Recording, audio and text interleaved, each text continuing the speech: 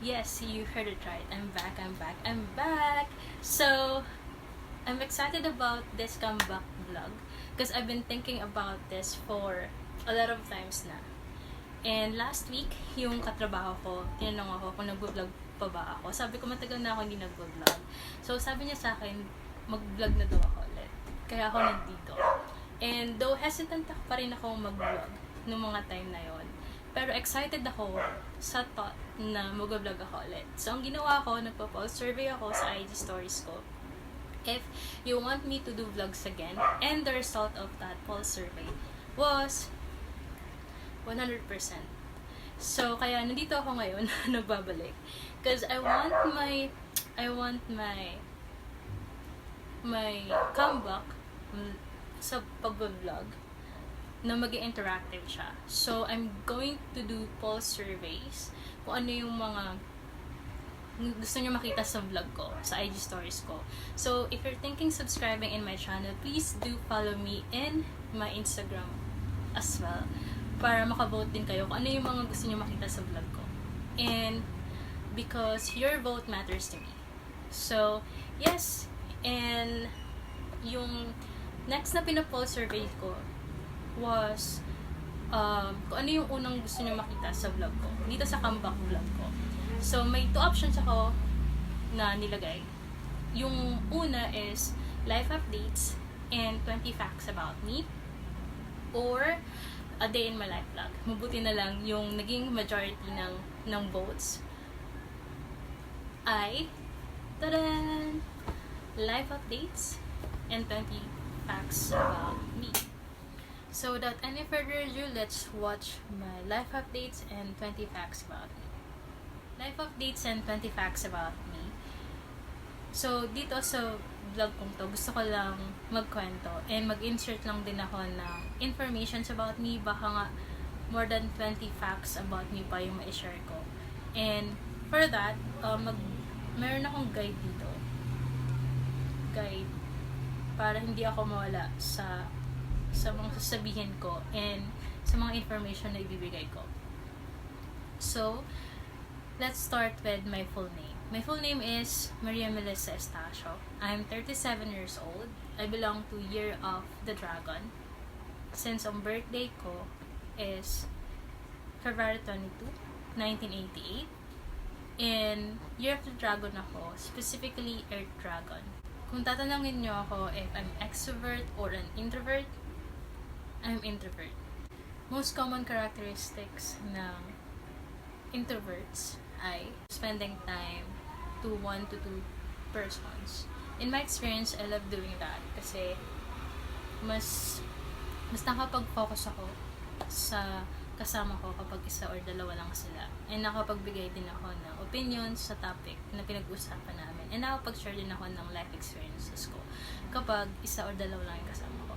Hindi naman ibig sabihin na introvert ako, ayoko sa group of people. It's just that kapag nasa group of people ako, I'm more observant and mas nakikinig ako sa nagkasalita dun sa group of people na sinasamahan ko. Madalas, hindi mo maririnig yung boses ko kapag nasa group of people ako unless tinanong mo ako ng opinion ko about certain topic or kapag talagang na-trigger ako mabigay ng opinion ko or ideas ko sa topic na yon. But I love being in a group of people. It's just that, mas preferred ko pa rin talaga na makasama isa or dalawa sa mga kaibigan ko. One of the characteristic din ng introverts or they are a good listener. And sa tingin ko naman, I'm a good listener. So you can tell me anything you want and yeah, makikinig lang ako. One of the characteristic pa ng introverts ay they prefer writing over talking. Ito siguro sa mga personalities ng introvert na hindi ko madalas ginagawa. Kasi nga, I'm very perfectionist in terms of writing. Lalo na kapag nagsusulat ako ng letter. Kapag nagkamali ako ng isang letter, pinupunit ko na siya at ginagawa ko na siya scratch paper. So, kapag naka-receive ka sa akin ng short letter or long letter, it means you're one of the most important person in my life because it takes a while for me to finish it. Hindi ko siya nagagawa ng isahang sulatan. So, yeah. Pag nakareceive ka sa akin ng letter, yun na ibig sabihin na you're one of the most important person in my life. My favorite singer is Nina. I love all her songs. My favorite songs of her are Love Moves in Mysterious Ways, Kung Ibibigay Sa'yo, and Fall For You. And yung heartbreak songs naman na favorite ko na kanta niya ay I Love You Goodbye, Jealous, and Someday. Never pa akong pumunta sa mga gig ni Nina. Pero nakita ko na siya before. I don't know if kalalaunch pa lang niya as a singer kasi kasabayan niya doon yung MOMP. And before, hindi ko talaga sila kilala. Then, nung nakita ko silang mag-perform, nagustuhan ko agad si Nina and ang MOMP. And talking about food, my favorite food are pakbet, sinigangan na fritada. Since nga taga Bicol kami, my favorite Bicol food are laing and Bicol Express. And my favorite OPM band are Freestyle, Side A, South Border, and MOMP. Last year, napanood ko mag-gig ang Freestyle sa 19 East. Sobrang saya ko noon, kahit mag-isa lang ako pumunta doon para manood ng gig nila. Kasi nga, after pandemic, doon ko na lang ulit silang makita nagpa-perform sa stage. Kaya sobrang saya ko noon nung napanood ko sila. Pagdating naman sa phobia, takot ako sa ipis. So, ang tawag sa phobia na yon ay Katsaridophobia. So, alam ko maraming nakaka-relate dito kasi alam niyo naman yung ipis, lalo na kapag lumilipad. Ewan ko ba, para silang may mga mata na kapag lumilipad sila, minsan hinahabol ka pa nila. Di ba, ang weird lang. And, yeah, ang tawag sa phobia na yon is Katsaridophobia. So, something new na i-share ko sa inyo. For my life updates about my work, sa call center pa rin ako nag-work. I've been working almost 15 years. Kung tatanungin nyo ako kung may posisyon na ba ako sa call center, since ang tagal-tagal ko na nag-work dito, wala. Hindi kasi ako nagpapataas ng posisyon. Kasi, yung thinking ko, pag nagpataas ako ng posisyon, may workload.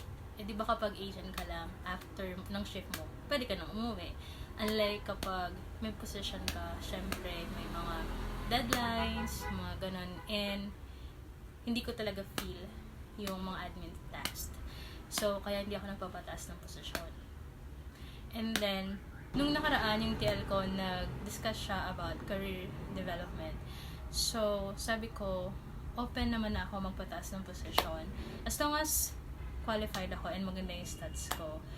And, may open na position. Kasi yung position na gusto ko is trainer. Before, sa BGC ako nag-work. 5 years ako nag-work doon bago ako lumipat dito sa company na pinagkatrabahuhan ko. Lumipat ako, it's because na transfer din kasi ako sa back office task nung nasa BGC pa ako nag-work. So, during that time, na-realize ko na hindi talaga ako pang back office. Kasi nga, hindi maganda yung stats ko during that time. Pero umalis naman ako doon ng feeling ko naman na-redeem ko yung sarili ko. Kasi naging maganda naman yung stats ko bago ako umalis. And then after that, umuwi ako ng Bicol. Nagstay ako doon ng 10 days. Kasi may mga inasikaso din ako doon. And nagpahinga rin ako ng 10 days. Then, pagbalik ko dito, syempre wala akong work. And, nagka-work ulit ako September na. So, can you imagine, from July 2024, and then September na ako nagka-work. And then, actually, it's an answered prayer na tanggap ako dito sa company na pinagtatrabahuhan ko. Kasi, for almost 12 to 13 years, night shift yung work ko. So, sabi ko, kung mag-resign ako dun sa dati kong work na night shift, that would be the last night shift na pagkatrabahuhan ko. So, answered prayer kasi ang pinagdasal ko noon is morning shift, sun off. And malapit lang dito sa bahay. Kumbaga walking distance lang.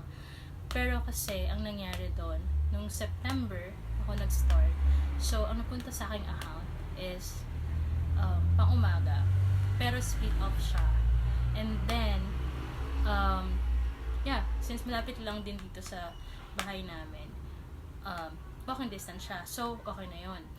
Pero kasi, ang nangyari, nagbukas kasi ng agent yung dati kong account, kaya napalipat ako dito sa account na hinahandle ko ngayon, which is much better kasi pang umaga siya, sa sun ang off, and malapit pa rin dito sa bahay.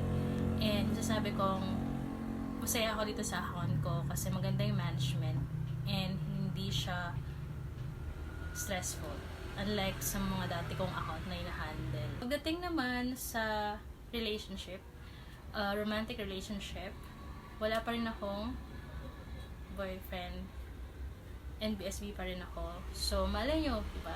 Next month magkaroon ako ng ka-date. Malay nyo, diba? Mag-progress yun in a relationship. We'll never know kung kailan ibibigay ni Lord yung para sa akin. And pagdating naman sa hobbies, mahilig pa rin akong mag-jogging every Sunday as long as hindi umuulan. And since nga walking distance yung trabaho ko, yun, walking. And then I also play a guitar. It's just that 1 year na akong hindi nag-play ng gitara kasi nga sira yung gitara ko, hindi ko pa siya na papagawa. Hindi ko kasi alam kung bibili ba ako ng bago or papagawa ko na lang siya. Kasi maganda kasi yung klase ng gitara ko. So, kahit na second hand ko siya nabili, maganda yung klase niya. And kabibili ko lang din kasi ng strings. Ito. So, may nabasa din ako sa Facebook.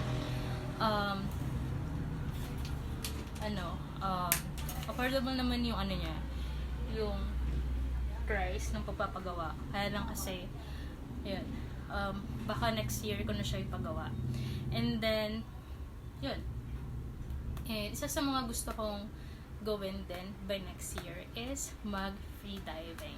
Matagal ko na kasi talagang gusto mag-free diving. So, hopefully, by next year, sa birthday ko magawa ko na siya. So, excited ako sa thought na yun na magawa ko yung free diving. And, I'm still a volunteer sa church na pinupuntahan ko.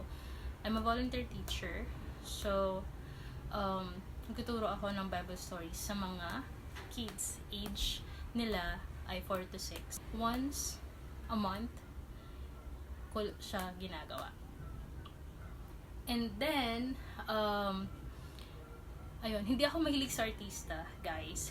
Pero last year, simula last year, may sinusuportahan akong artist until now. So, hindi ko sabihin dito kung anong name niya. Pero if you want to know more about her, you can follow me in my IG stories because most of my IG stories, siya yung laman na IG stories ko. And then, so, I think magugustuhan nyo rin siya if you are interested to know kung sino yung sinasupport kong artist. So, that will be my 20 facts about me and life updates. So, hopefully na nag-enjoy kayo kahit na seryoso ako magkwento. Siguro hindi na talaga mawala sa akin yon yung pagiging seryoso ko. So again, magpo-post ako ng vlog ko every Monday at 6 p.m. Kasi noong una sabi ko 5 p.m. Pero ngayon, it's 6 p.m. every Monday. So, if you want to join the poll survey na sinasabi ko for vlog ideas na gusto niyo makita sa vlog ko, follow me in my IG. I-share ko na lang din dito after the vlog. Keep safe and stay healthy, everyone. If you like this video, hit like and subscribe and take a journey with me. See you next Monday at 6 p.m.